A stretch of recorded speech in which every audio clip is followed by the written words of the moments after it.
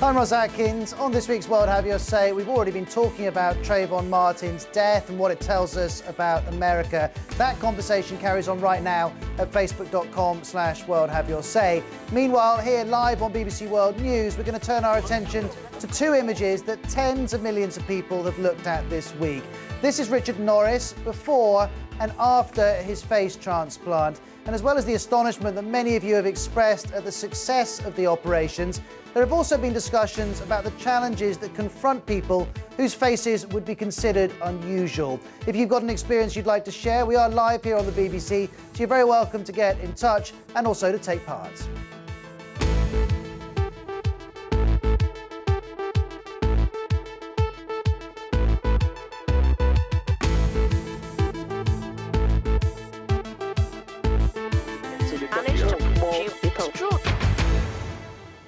Well, as I was saying before the news, those two images of Richard Norris were viewed by tens of millions of us this week. He has a new jaw, new teeth and a new tongue. And we learned that in the 15 years since a gun accident disfigured his face, Mr. Norris has lived as a recluse and would only go outside when wearing a mask. It gave us a sense, or at least some sense, of what he has had to deal with since his face was disfigured. And with the help of our next guest, we're going to find out more about how an unusual face can impact on a person's life. Let's meet some of them now, starting with Simon Weston, OBE, who joins us live from Cardiff. Simon, many of our viewers will know you, but for those who don't, just explain to us what happened to you. I was a part of the task force and the British contingent that went to the Falkland Islands 30 years ago. I was on board a ship called the Galahad. We were hit by a 500-pound bomb which ignited all the fuel on board, but also then detonated itself, killing 48, injuring 97 others, out of which I was the worst injured to come back alive from the whole conflict. Although my injuries aren't quite as extensive as people may assume, there was a lot more complications. Well, Simon, it's good to speak to you again. You were on World Have Your Say radio a couple of days ago. Thank you for your time. Let's go from Cardiff to Cambridge and speak to Josh STEVENSON. Hi, Josh. Thanks for joining us. Tell us about your situation. Hello there. Yes, I had melanoma of the eye, so I lost my eye and my upper jaw and the top of my mouth. So that's what's happened to me. And how many operations have you had to have so far for your face? I think 5 so far. I'm hoping to have another one very soon to lift the left side of my face and to put in some teeth implants.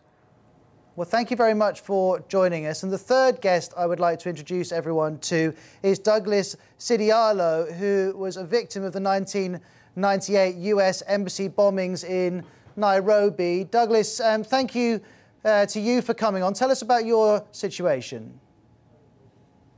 August 7th, 1998 marked the turning point in my life journey when I became blind as a result of the bombing. My face was really disfigured that I had to undergo plastic surgery to make the face look a little better. But in a larger extent, it left a lot of trauma in my life. Because now when you are moving places or walking, people look at your face and, you know, it can be very distressful. I'm sure it can, and there must be any number of things, of course, which are difficult in the 3 different experiences that you've had. I just wonder, perhaps, Simon, you could start us off here, but Douglas and Josh, feel free to respond. Of all the difficult things, is the amount of attention that you get from strangers when you're trying to live your life, is that one of the hardest? It's certainly one of the hardest problems you have when you start out as somebody who's disfigured or has some form of deformity to the face. You know, because face and hands, it's traditionally the part of us that we allow to be naked, and we recognized and judged by. So, you know, you have to unfortunately tolerate it, but it can be, as Josh was saying, very distressing. You know, when you go out into public places, and people stare, but they don't seem to have any concern about how much distress it might cause you. It's just their curiosity they want satisfying. What about you, Josh? I very often speak to people. If I find people looking at me, I very often try and explain what has happened, because a lot of people think I've been involved in a fight or something like that. So I try and talk about what's happened. And I was, in a way, fortunate at the very beginning because I have a skin flap here, and a lot of people actually thought it was a plaster.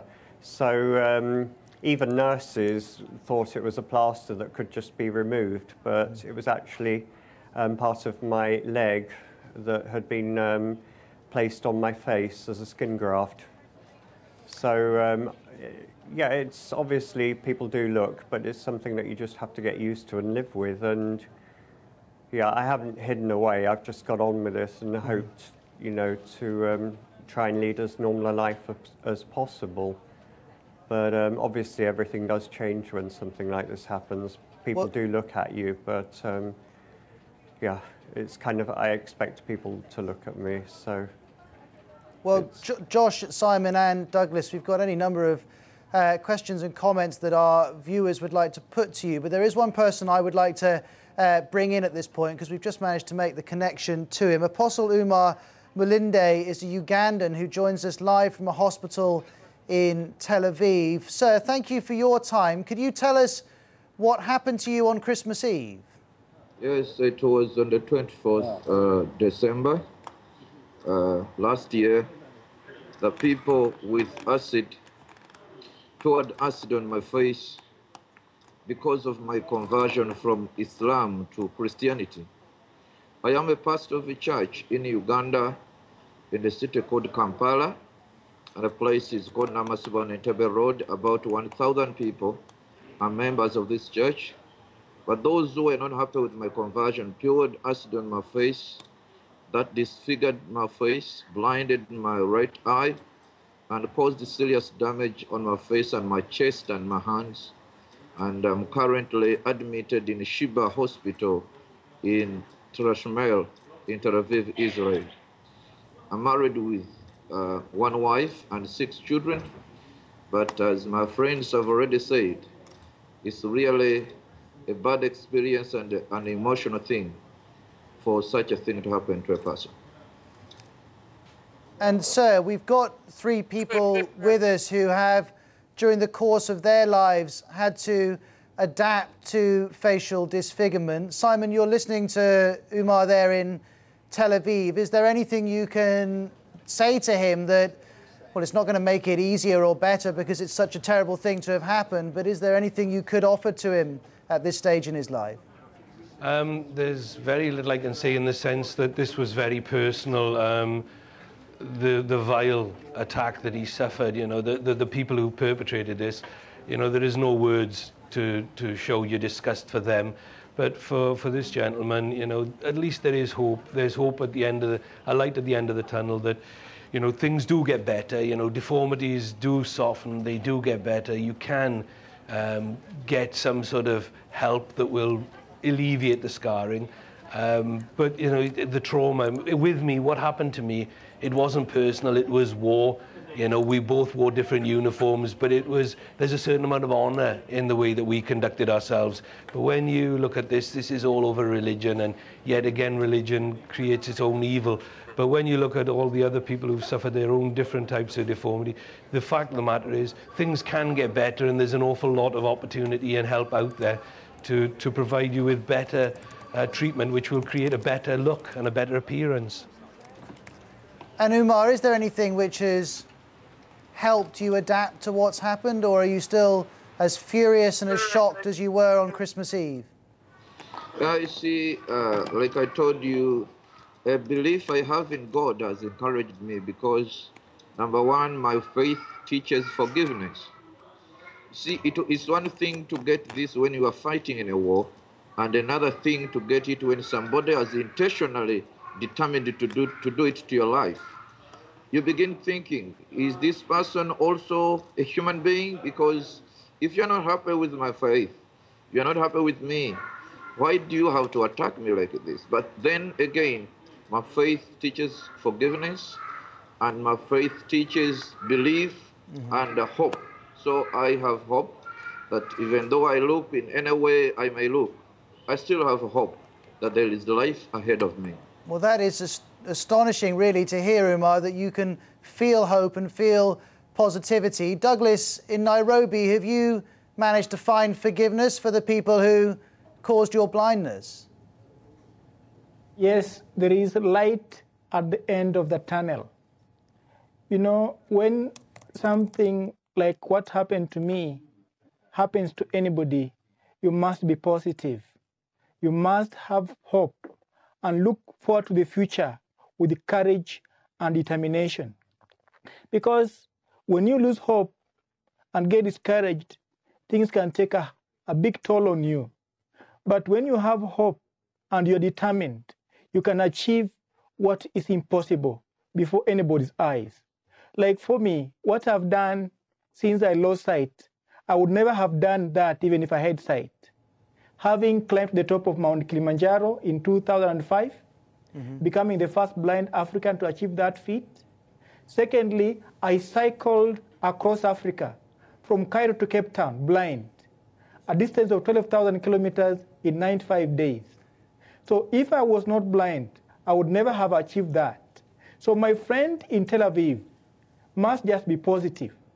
No matter what happened, someone having poured acid in his face, he must have courage and must just grow strong in his faith in the Lord, because he's a strong believer in God, and he must be strong. And Douglas, even when he Douglas, comes you're talking about courage, and Umar's talked about the importance of his faith. We've got to take a break just for a couple of minutes here on the BBC, but I'm very interested to ask Douglas in Nairobi, Umar in Tel Aviv, Simon in Cardiff, and also Josh in Cambridge, where they have found the incredible strength that we're seeing from all four of them. So we'll just pause for a couple of minutes, and then I promise we'll get back to speaking to all four of them, and I'll also try and put some of the questions you're sending in to them as well.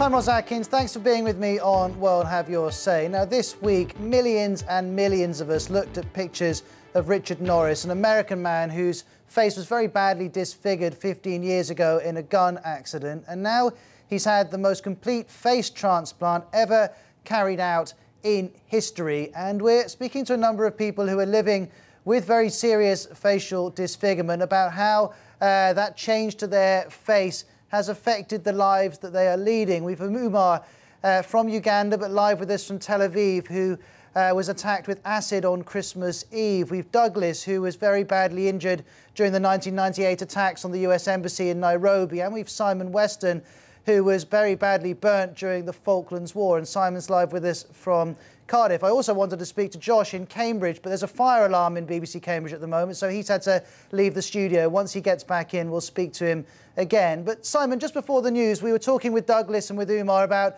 where they find their strength to carry on when there's so much anger and disappointment swirling around inside. Where did you find that strength? Because you were 20 when this happened, and the life you were expecting was suddenly taken away from you. Yeah, I mean, it was different, but I didn't look to God or anything else. I take it that both Douglas and Umar look to God in listening to them both speak. I had great family, I had great friends, I had a lot of people from my hometown where I'm from. You know, there was a huge amount of support for me, and I looked to all of that. But I also had my regiment as well, the guys there that were my friends that hadn't died. So there was a huge amount of support. But also, you know, I believed in myself. I've always liked who I am, and never let the rest of it get to me. But, you know, I never had anything done to me personally in this way that both of these guys had done. Terrorism and religious attacks like this are just, well, they're just vile and despicable, you know.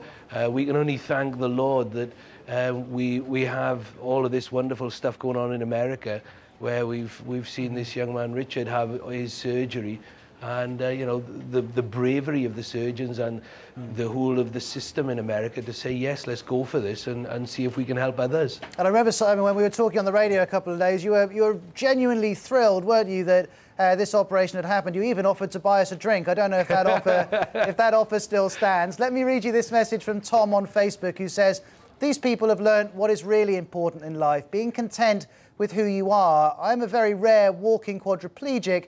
I know what it takes to come back from nothing. These people are heroes to me. And UMAR in Tel Aviv, tell me, since your face has changed, have your relationships changed with the people you're closest to? In my case, I haven't interacted with a number of my people because since December, I've been in a hospital, and only the people who want to see me in the hospital are the ones who come. So I have not been exposed to the outside world. I'm still meeting doctors and close friends who visit me in the hospital. And Simon, you'll be able to relate to that? Yes.